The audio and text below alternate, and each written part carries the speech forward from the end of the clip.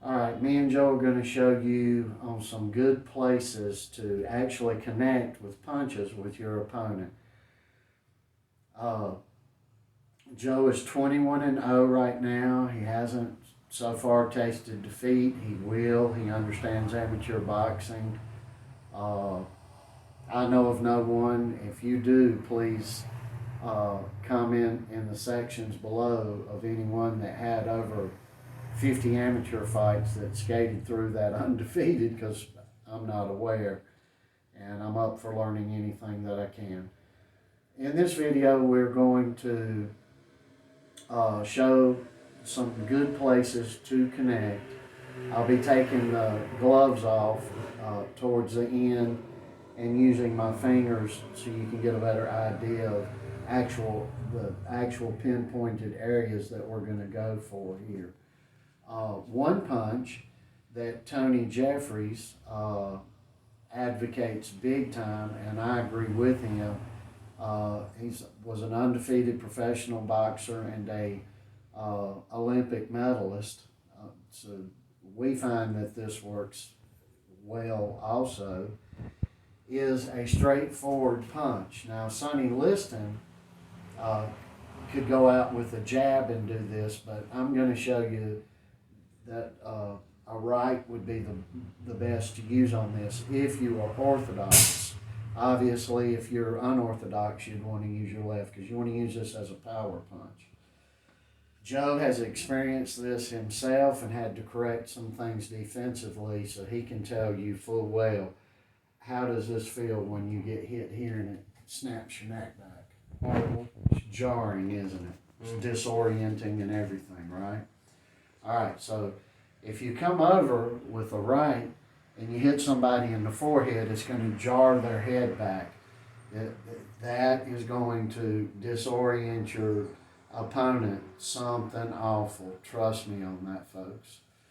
Another punch that Joe's using could be in the form of a right or a left hook, and that is coming around and hitting your opponent right at the base of his jaw. So if you connect right here, especially if you've got a going up effect to it, about right here, it will knock a guy out just as quick as the tip of the chin, which we're going to show you will.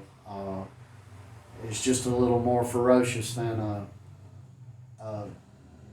tip of the chin punch. You have to experience it to really understand the full effects on this.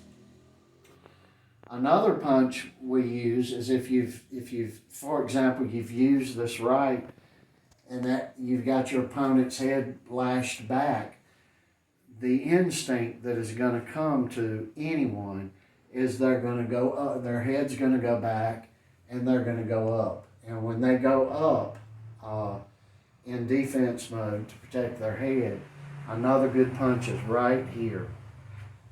And right here is, you've got your chest muscles on each side and you've got a little, what I call, circle there. And if you hit somebody there, there's a little bone you can feel if you press down there. And if you hit somebody hard there, you're going to create massive pain if you don't even knock the wind out of them, but chances are you're going to knock the wind out of them. Another punch you can use is a belly button punch. You can come in and hit right here around the belly button area, and if they've come up and they're not tensed, you are going to knock the wind out of them. And if you have not experienced getting the wind knocked out of you, I have. The guy who showed me to box in the beginning, I was about 9 years old, and he welled me with a right or an easy left into the belly button area. Your lungs actually collapse inwards, and you have to steady yourself and remain calm. It's to get air back into your system, and it's one of the awfulest experiences I've ever had, is getting the wind knocked out of you. Another great punch to use is you'll have to use it with your left, is a liver punch. And a liver punch, you're going to hit your opponent on the right side. Some people say right here about where my fist is at. However, what most people don't know, and as a boxer you need to learn anatomy, you seriously need to learn the anatomy of the human body. It can cover an area, a huge area coming up. So if you get like right in here, if you hit the sweet spot of a guy's liver instinctively, like a knockout head punch, the electrical neurons going from your brain to your legs are going to stop, and your legs you'll go down immediately. Another punch, I'm using my left because it's towards the camera here, is a punch down here.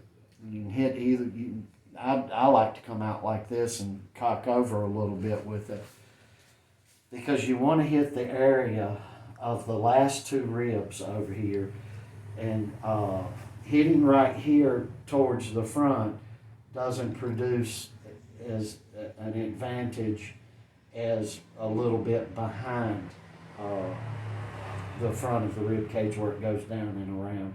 If you back off about an inch or two from the point here at the curve, about right here on me, and you come up into the ribs, you're either going to break something or you're going to create so much pain that the lowering is going to begin, and then you can hit in the face. And those are but a few. Of course, just something as simple as this, and if you haven't experienced it, if you're not a boxer, I hope you never do experience a square punch in the nose.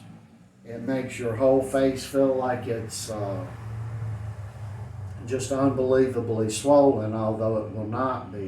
You will swell up eventually, but immediately you don't. And there's other punches, but we just showed you a few that you should practice and use and put in your toolbox.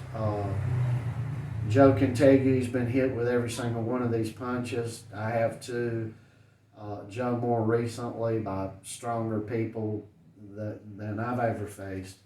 And he can tell you every single one of these punches that we just showed you can be of great benefit to you. And we hope that you like and subscribe to our video.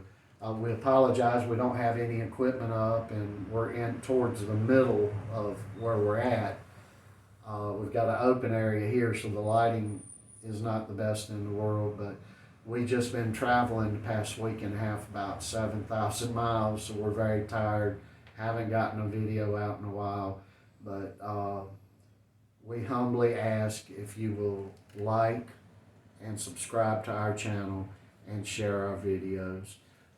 We're just a father and a son. I trained my son. He's doing excellent. He's undefeated in the amateur ranks, and we would like you to continue on with us. Thank you very much for watching this video.